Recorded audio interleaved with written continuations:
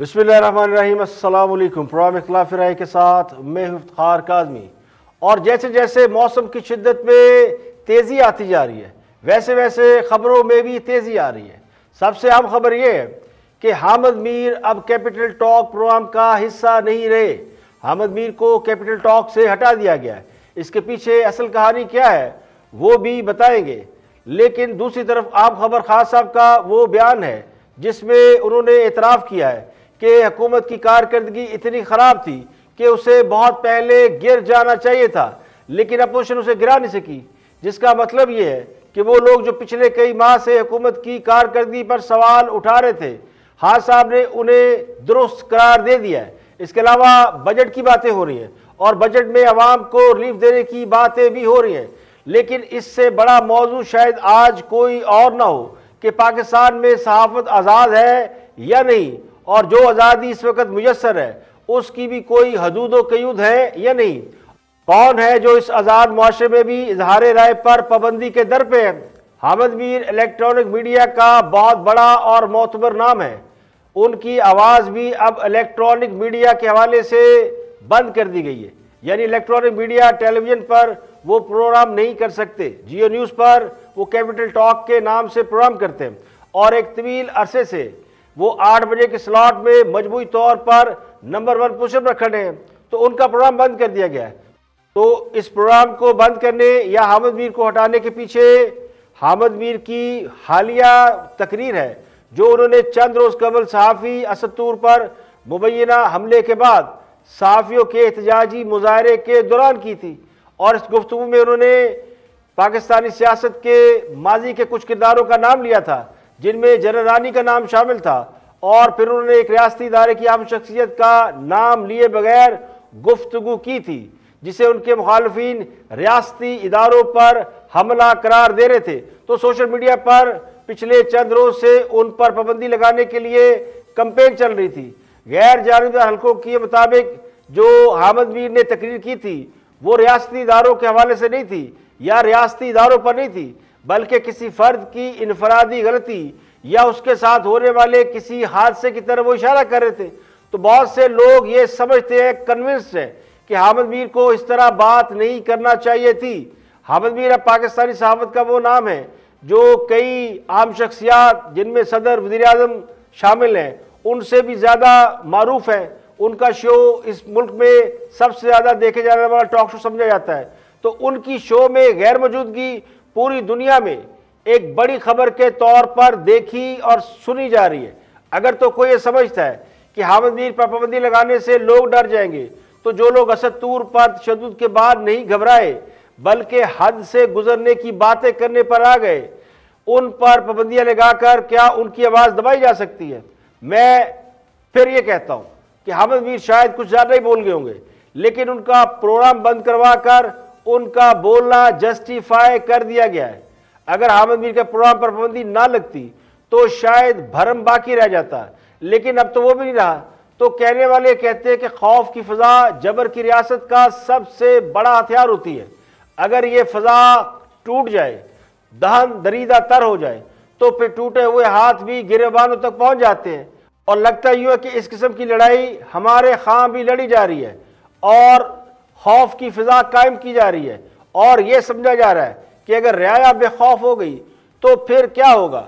अब हामिद मीर ने जो बातें की या उन पर जो पाबंदी लगाई गई, इससे ये जाहिर होता है कि मीडिया को इदारे के रूबरू खड़ा कर दिया है। अब किसने किया है इसका सुराग लगाना यकीनी तौर पर उन लोगों का काम है जिनके ऊपर अब जिम्मेदारी आ रही है। तो आइन तमाम पाकिस्तानियों को इजहार राय की आज़ादी का हक देता है, और ये हक हामिद मीर साहब ने भी इस्तेमाल किया। ना उन्होंने किसी इदारे को निशाना बनाया, ना उन्होंने किसी भी इदारे की हुर्मत पर कोई सवाल उठाया। तो एक सहाफ़ी पर तशद्दुद का वो जिसको ज़िम्मेदार समझते हैं उस तरफ उन्होंने इशारे किए, और ज़ालिमों ने इन इशारों के अपने अपने तर्जमे शुरू कर दिए। तो हामिद मीर से पहले भी बहुत से सहाफ़ी इसी तरह अपने ऊपर सुर्ख दायरे लगवा कर मीडिया से रांदा दरगाह हो चुके हैं। उनके प्रोग्राम बंद कर दिए गए। अब वो सोशल मीडिया पर पहले से ज़्यादा आज़ादी के साथ प्रोग्राम कर रहे हैं, और जो आज़ादी उन यूट्यूबर पर प्रोग्राम करने वालों को मुयस्सर है वो मुझ जैसे मेन स्ट्रीम मीडिया को मुयसर नहीं है। और शायद यही बात है कि जब घुटन बढ़ती है तो फिर कतारसस के लिए लोग सोशल मीडिया के प्लेटफॉर्म को इस्तेमाल करते हैं। अब रियासती इदारों को जो तहफ़्फ़ुज़ आइन देता है उसका एहतराम हम सब पर वाजिब है, ये उनका इस्तेहकाक भी है जो आइन ने उन्हें दिया है। लेकिन शख्सियात उससे मुबर्रा नहीं है, कोई भी सेक्रेट काउ नहीं है। हर शख्स अपने ज़ाती और इनफरादी फेल का खुद जिम्मेदार है। इसलिए हामिद मीर का इदारा भी उनका बोझ नहीं उठा सका। उनके इदारे ने इसे हामिद मीर की इनफरादी कोशिश करार देकर उन्हें छुट्टियों में भेज दिया है, उनका प्रोग्राम बंद कर दिया है। तो जियो ने हामिद मीर को निकाला नहीं और ना ही निकालेगा, मगर फिल वक्त उनका प्रोग्राम बंद कर दिया गया। अब जियो ने हामिद मीर को उस वक्त भी नहीं निकाला था जब हामिद मीर ने को 5-6 साल कबल अपने ऊपर होने वाले हमले में उस वक्त के DG ISI का नाम लेकर अपने इदारे को इम्तिहान में डाल दिया था। तो हामिद मीर का इदारा उनके साथ खड़ा रहा और उसकी कीमत भी अदा करता रहा। तो मीर शकील उर रहमान वो कीमत आज भी अदा कर रहे हैं। तो एक बार फिर वो इस मुकाम पर हैं जहां वो चंद साल पहले पहुंचे थे। तो अब ये चीज़ें फाइंड आउट करना बड़ा ज़रूरी है कि ये सारा सब कुछ क्यों होता है, क्यों इस तरह की एक अटैम्प्ट होती है जो फिर एक बड़े इदारे को मीडिया के रूबरू खड़ा कर देती है। हामिद मीर के ख्यालात से आप इत्तेफाक करें या ना करें, उन पर पाबंदी भी कोई नई नहीं है और पहली बार भी नहीं है। इससे पहले भी उन पर पाबंदियाँ लग चुकी हैं, वो जियो छोड़ के दूसरे चैनल पे भी जा चुके हैं। लेकिन इस बार हालात थोड़े मुख्तलिफ हैं। इस बार लड़ाई सिर्फ मीडिया नहीं बल्कि बहुत सी सियासी जमातें भी लड़ रही हैं। मगर तारीख इस बात की गवाह है कि बाज़ औक़ात वो गलतियाँ जो मामूली समझी जाती है उनकी भारी कीमत अदा करना पड़ती है। तो हामिद मीर ने भी एक ट्वीट में अपने इस एक्सपेल किए जाने पर जो स्टेटमेंट दिया है वो भी बड़ा मानी है। वो ये कहते हैं कि वो पहली बार हटाए नहीं गए, इससे पहले 2 बार उन्हें बैन किया जा चुका है, उन पर कातलाना और जानलेवा हमला किया जा चुका है। लेकिन वो ये कहते हैं कि आइन ने जो आवाज़ उन्हें बुलंद करने का हक दे रखा है उसका इस्तेमाल करने से उन्हें कोई नहीं रोक सकता। और हामिद मीर ये भी कहते हैं कि अब वो हर किस्म के कॉन्सिक्वेंसेस को भुगतने के लिए तैयार है क्योंकि उनके अहले खाना को धमकियाँ दी जा रही है और उन्हें ज़ुबानबंदी के लिए कहा जा रहा है। तो बहुत सी बातें ऐसी हैं जो किस मामले में अब आगे बढ़ती जा रही हैं। और मैं समझता हूँ कि हामिद मीर के मामले में जिसने जो किरदार भी अदा किया है वो कोई मुस्बत किरदार हरगिज़ नहीं है। तो एक तो हामिद मीर की खबर है, दूसरी हम खबर खास सब के हवाले से है। वज़ीर-ए-आज़म पाकिस्तान ने दावा किया है कि अपोजिशन बजट नहीं रोक सकेगी। अगर PDM वाले आवाम के लिए खड़े हुए होते तो हुकूमत गिरा चुके होते। तो इसके सब अपने अपने मतलब निकाल रहे हैं। तो एक मतलब तो ये है कि आवाम के लिए ना हुकूमत खड़ी हुई है ना अपोजिशन खड़ी है। और ख़ास साहब ने यह मान लिया है कि उनकी कारकर्दगी ऐसी थी कि हुकूमत को बहुत पहले गिर जाना चाहिए था, लेकिन अवाम अपोजिशन की बातों में नहीं आई।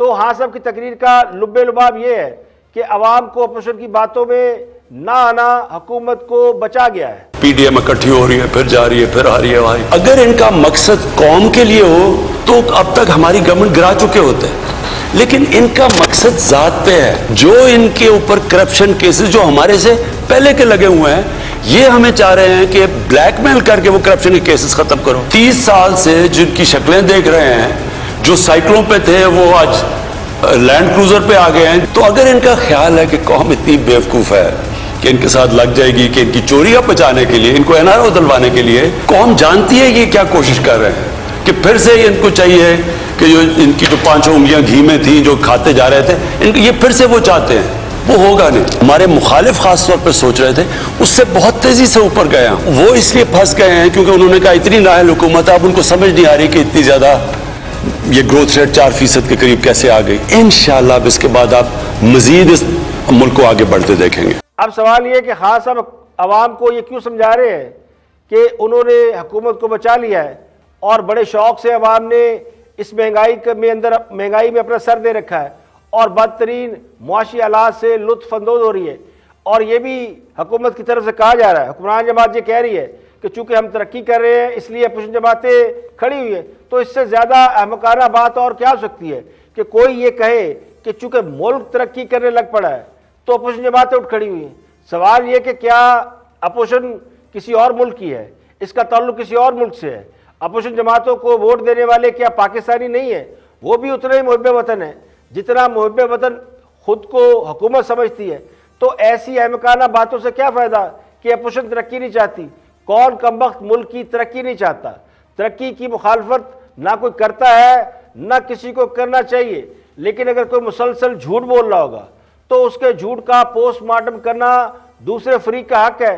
तो अपोजिशन का भी हक है कि इस वक्त हुकूमत जो तरक्की के दावे कर रही है, जो अचानक हुकूमत ने ग्रोथ रेट के ऊपर एक दावा किया है, तो उसका पोस्टमार्टम करें, जिसके होते हुए महंगाई कम नहीं हो रही, रोजगार भी नहीं बढ़ रहा और लोगों की माशी हालत भी बेहतर नहीं हो रही।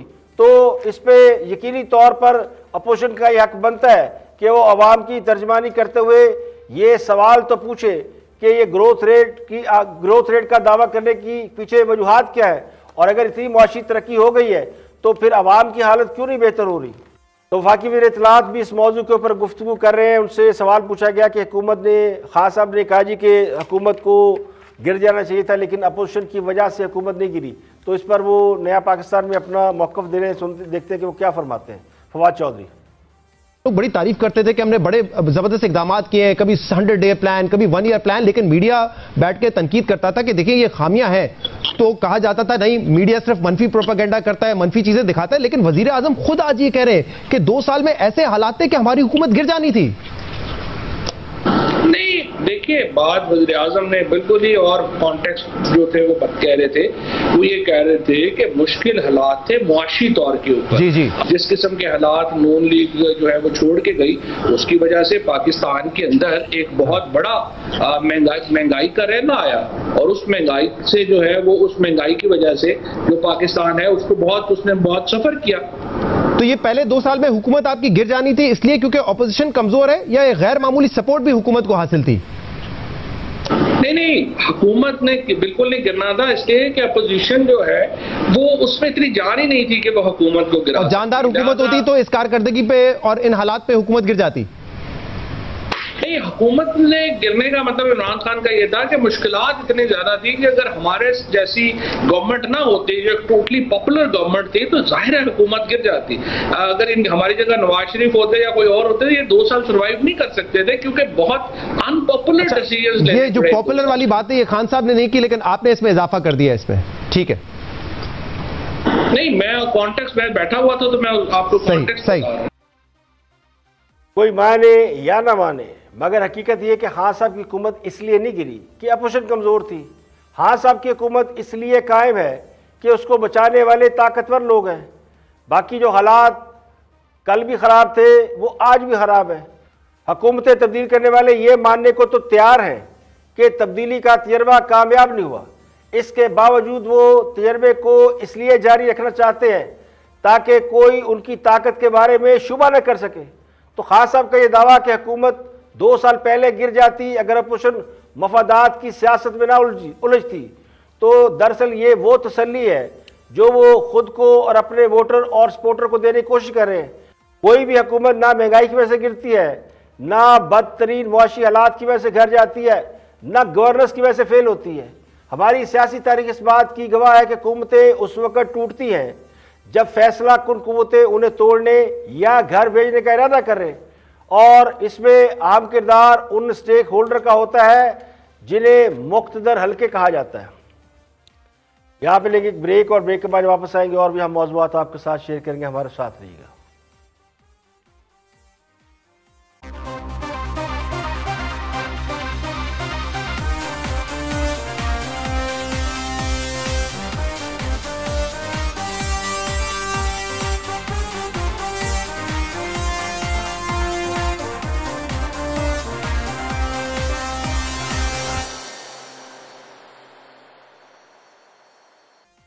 Welcome back. आप देख रहे हैं प्रोग्राम खिलाफ रहे। मैं इफ्तिखार काज़मी ब्रेक के बाद हाज़िर खिदमत है और आगे बढ़ते हैं। गुफ्तगू कर रहे हैं एतजाज़ एहसन पीपल पार्टी के हम रहनुमा हैं और मुमताज़ कानूनदान हैं, और गुफ्तगू कर रहे हैं सियासत के ऊपर। देखते हैं कि क्या फरमाते हैं। Watch this.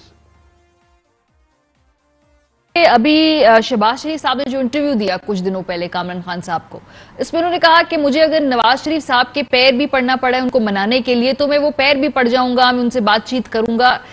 किस बात पे मनाना है नवाज शरीफ साहब को इन्होंने शहबाज शरीफ ने कि जीएचक्यू के साथ बना लो, उनके उनके साथ मतलब सीधा कर लो। अब नवाज शरीफ भी तैयार हैं, मरियम बीबी और नवाज शरीफ को जब GHQ की तरफ से इशारा होता है खामोश हो जाते हैं, साल पूरा खामोश रहते हैं।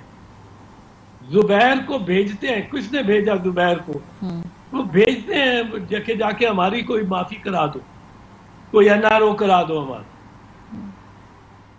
वो जुबैर ने जाके बड़ी बातें की, बड़ा कोशिश की, कुछ नहीं बना। आज भी जब इनको जरा तवक्को लग जाती है तो कहते हैं कि खामोशी हो गई। फिर जब थ्रेट देने आते हैं तो कहते हैं हमारे पास टेपें हैं, और मैंने संभाली भी हैं वो टेपें, और बड़े बड़े लोगों की हैं। अब उसमें पता नहीं जज है या जर्नल है या कौन है। हाँ। क्या टेप्स उन्होंने रखी हुई है। एक तो उसका ये जिस तरह ये इस्तेमाल हुआ है टेप्स का, अब पता नहीं किस किस बात में।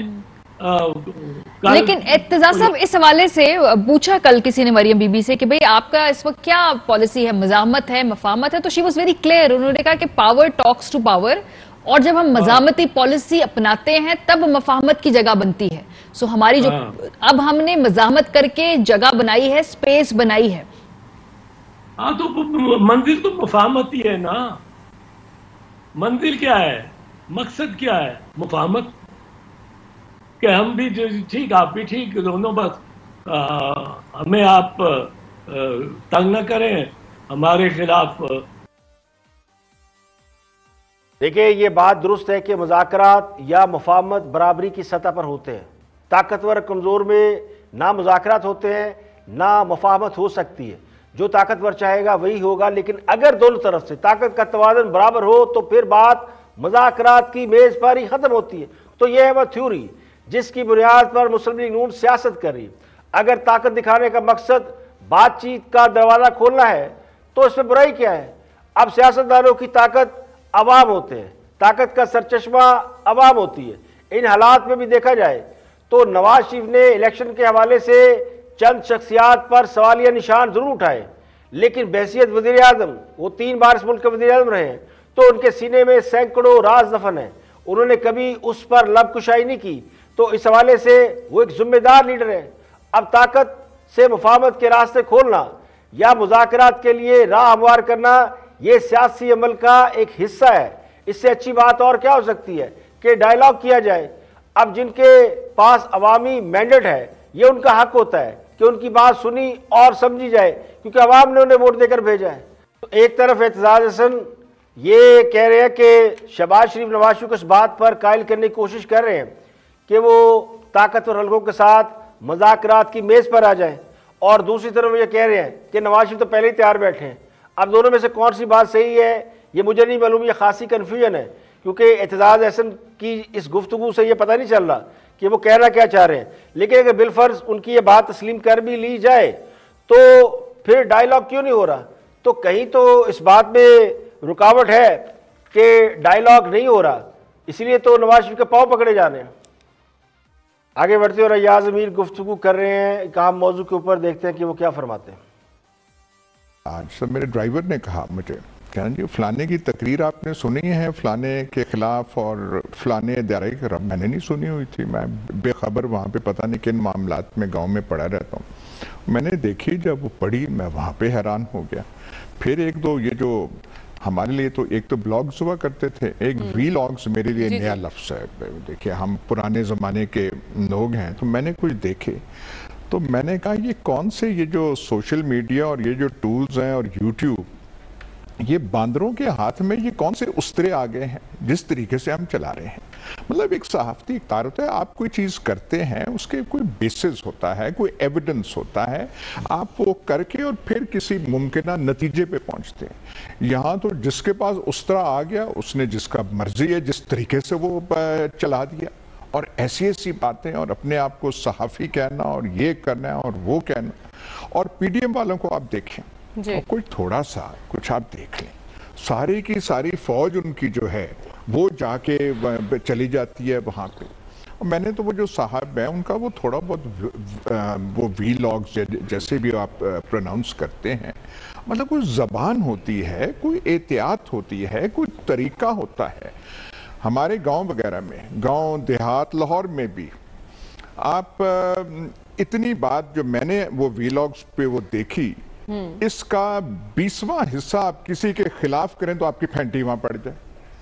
लाहौर में खड़े होके आप रोजाना वो हमारे मेहरबान दोस्त जो हैं घोगी भट्ट के खिलाफ बात करें ना, तीफी भट्ट के खिलाफ बात करें, वो करने देंगे आपको? एक दफा होगा, 2 दफा होगा, वो आपको ऐसी फैंटी। अब बंदर के हाथ में उस तरह हो या बंदर क्या जाने अदरक का स्वाद, दोनों मिसालें अपनी अपनी जगह मौजूद हैं। जब से टेक्नोलॉजी तब्दील हुई है तब से सहाफ़त और अंदाज़े सहाफ़त में तब्दीली आ गई, तो इस हकीकत को जितनी जल्दी तस्लीम कर लिया जाए वो बेहतर है। बदकिस्मती से हमें जिद्दत ज़रा देर से समझ में आती है। अब सवाल ये कि जब सोशल मीडिया नहीं था तो क्या उस वक्त सहाफ़त नहीं होती थी? उस वक्त भी बड़े बड़े नामों को इल्काबात के साथ नहीं लिखा और पुकारा जाता था। अब बाबा सहाफ़त मौलाना ज़फ़र अली ख़ान के अखबार में लीडरों के नाम की हिजब नहीं लिखी जाती थी, तो ये अलग बात है कि उसमें शाइस्तगी या एहतराम का म्यार बहुत आला था और इसे जमहूरियत का या सहाफ़त का हिस्सा समझा जाता था। अब जो नई नस्ल सहाफ़त कर रही है उसका चूँकि म्यार तालीम वैसा नहीं है, ये उनका कसूर नहीं है, उनको तालीम ऐसी मिली है पीछे से जो कसूर को काफ से लिखती है और पॉइंट ऑफ व्यू के बगैर, यानी जिसके बारे में खबर है उसका पॉइंट ऑफ व्यू लेना ज़रूरी नहीं समझती, उसके बगैर ही खबर ब्रेक करके तजिया भी साथ देते हैं। तो अब ये लोगों की चॉइस पर आ गया है, उनके हाथ में बटन है, उनके हाथ में डिवाइस है, अब उसे देखे या रद्द कर दे। तो सोशल मीडिया के व्यूअर्स खबर तक सिर्फ जल्द रसाई नहीं चाहते बल्कि वो इसका फौरी तौर पर तजिया भी चाहते हैं और उसका मफहूम भी जानना चाहते हैं। तो इसको ये कहना कि बंदर के हाथ में उस तरह आ गया है ये दुरुस्त नहीं है, वरना लोग ये कह सकते हैं कि बंदर क्या जाने अदरक का स्वाद। लेकिन मेरा गुमान ये भी है कि जल्द ही कोई और मीडियम इसे टेक ओवर कर लेगा। दुनिया बहुत तेज़ी से बदल रही है, टेक्नोलॉजी बदल रही है और कल हम ये कह रहे होंगे जी कि सोशल मीडिया इससे बेहतर ही था। यहाँ पे लेंगे एक ब्रेक और ब्रेक के बाद जब वापस आएंगे और भी हम मौज़ूआत आपके साथ शेयर करेंगे, हमारे साथ रहिएगा।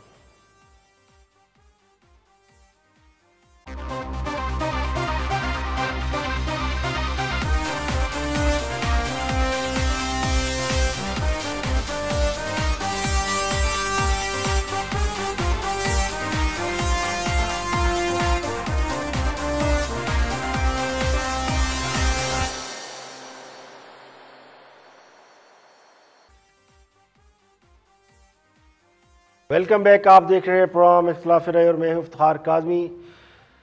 ब्रेक के बाद हाजिर हैं, आगे बढ़ते हैं और गुफ्तगू कर रही हैं पीटीआई की हम रहनुमाया अंदलीब अब्बास और ग्रोथ रेट के ऊपर बात हो रही है। वो क्या फरमाती हैं कि हुकूमत का ने जो ग्रोथ रेट का दावा किया है 4% का, वो दावे के पीछे क्या लॉजिक है। वॉच अंदलीब अब्बास।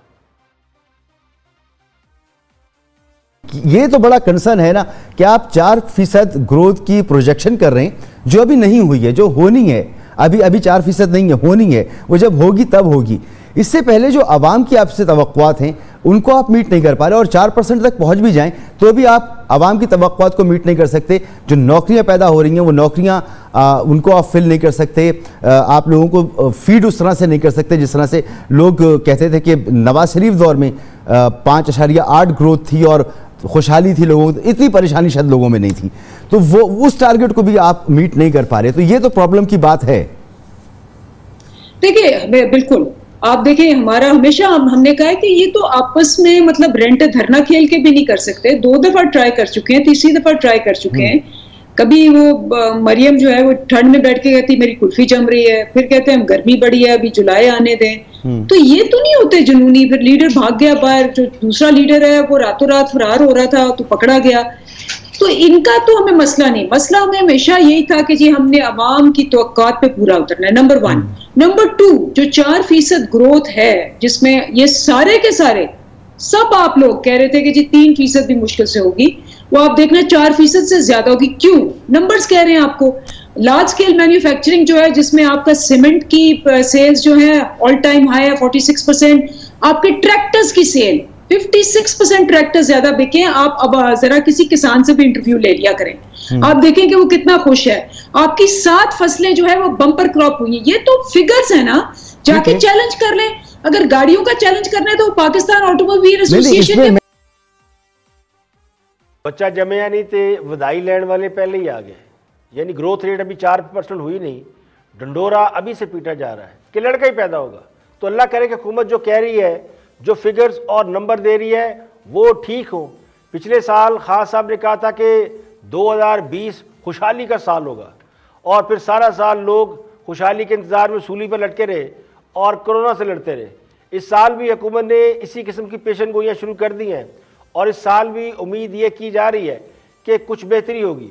जब खान साहब के 5 साल पूरे होंगे, कम से कम मईशत को इस पोजीशन पर ले जा चुके होंगे जिस पोजीशन पर नवाज शरीफ के दौर में थी। तो ये है बेंचमार्क, यानी पूरी हुकूमत मिलकर इस बात की कोशिश कर रही है कि उन्ना तो कर लिए जिन्ना नवाज शरीफ दौर से, यानी वो कहते हैं ना इज्जत सदात बचाने की कोशिश की जा रही है। तो जितनी मुआशी तरक्की नवाज शरीफ के दौर में थी उस दौर को बेंचमार्क मुकर्रर किया गया है। तो अब सवाल ये है कि क्या ये जो 5 साल हमने गुजारे हैं ये क्या सिर्फ खान साहब को इंजॉय कराने के लिए गुजारे हैं, यानी खान साहब को वज़ीर-ए-आज़म बनाकर उन्हें वज़ारत-ए-उज़्मा का एक्सपीरियंस दिलाने के लिए गुजारे हैं, और अब वो सभी लंबी मनसूबाबंदी कर रहे हैं। अब वो कह रहे हैं जी कि इलेक्शन से तो कुछ नहीं होता, एक लंबी लंबी प्लानिंग की जाए। एक छोटा सा सवाल पूछना तो बनता है ना कि वो लोग जो ये दावा करके आए थे कि वो आर्टिफिशियल इंटेलिजेंस से मुल्क को तरक्की देंगे, टेक्नोलॉजी लेके आएंगे, और अब वो क्या कर रहे हैं, वो फसलों के ऊपर अपनी ग्रोथ रेट बढ़ा रहे हैं। तो फसलों पे ग्रोथ रेट जो है खान साहब ये 70 साल से फसलों पे ग्रोथ रेट पे चल रहे हैं। तो जो नया हुकूमत को करना था या वो बताए ना कि वो किया या नहीं किया। तो हुकूमत और अपोजिशन ने मुल्क की मौजूदा मुआशी सूरत हाल के हवाले से दावों और जवाबी दावों का सिलसिला जारी रखा हुआ है। अब दोनों बजट पेश किए जाने से कबल एक दूसरे के दादोशुमार को चैलेंज कर रहे हैं। फवाद चौधरी भी ट्वीट कर रहे हैं और वो अपोजिशन की तरफ से अब जो अपोजिशन ने एक लाहे अमल दिया है उस पर उन्होंने कहा जी कि मुल्क की मईशत आगे जा रही है, तो अब एहतजाजी मुजाहरे करने से क्या फ़ायदा। तो यही तो सबसे अहम सवाल ही है कि क्या मुल्क की मईशत आगे बढ़ रही है या नहीं बढ़ रही। तो मुस्लिम लीग नून हुकूमत को चैलेंज कर रही है कि वो 2018 के मुआशी इशारियों से जो मुआवजा है वो करके जारी करे। जब हुकूमत पिछली हुकूमत ख़त्म हुई थी और जिन फिगर्स के ऊपर ख़त्म हुई थी उनके साथ कंपेयर करके अवाम के सामने पेश करे।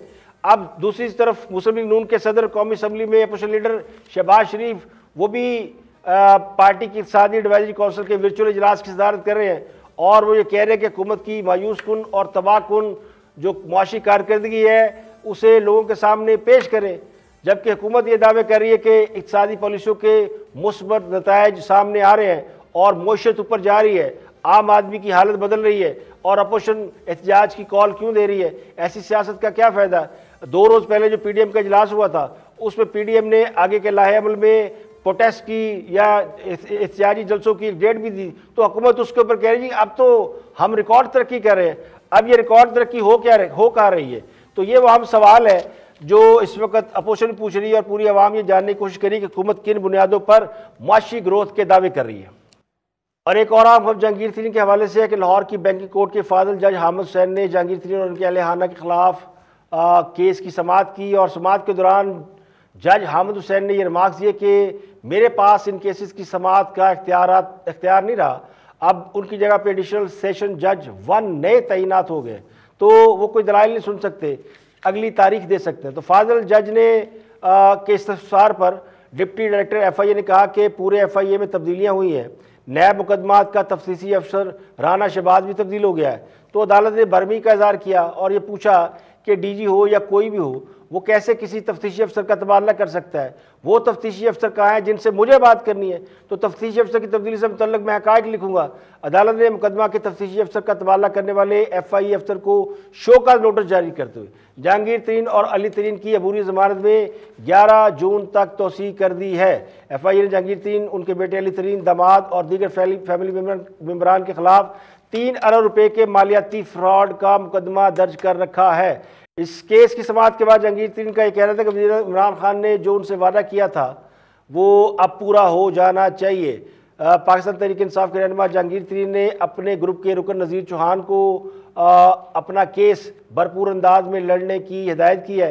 यानी इससे पहले जहांगीर तरीन की रिहाइशगाह पर एक इजलास हुआ और उस इजलास में वज़ीर-ए-आज़म के मुशीर एहतसाब शहजाद अकबर की जानिब से नज़ीर चौहान पर FIR कटवाने या मुकदमा कायम करने के हवाले से मुशावरत की गई।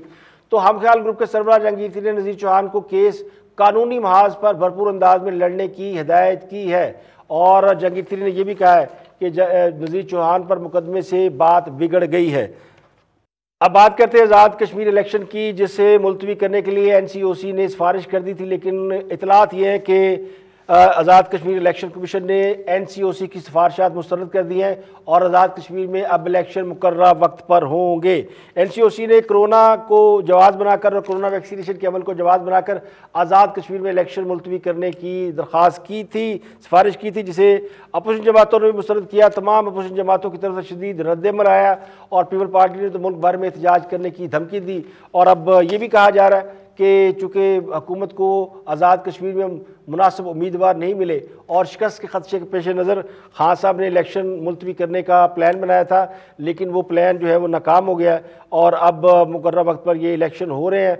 और ये भी कहा जा रहा है कि ख़ुद खान साहब ने ये कहा है कि आज़ाद कश्मीर का इलेक्शन से बड़ा मुश्किल है। हुकूमत चूँकि इलेक्शन जीतने के दावे भी कर रही है और जल्द ही आज़ाद कश्मीर का इलेक्शन बजट के फौरी बाद ये बताएगा कि हुकूमत की वहाँ पर पोजीशन क्या है। और जो अपोजिशन जमातें हैं उन्होंने अच्छी खासी तैयारी कर रखी है, बल्कि पीपल पार्टी तो बुलंदोबाग दावे करे उसी तरह जिस तरह गिलगित बल्तिस्तान में दावे किए थे। और पिछले चंद महीनों की खामोशी के बाद पीपल पार्टी के गुड बुक में आने के बाद बहुत से लोग ये कह रहे हैं जी कि हो सकता है आज़ाद कश्मीर में उनको एक मुनासिब पोजीशन जो है वो मिल जाए।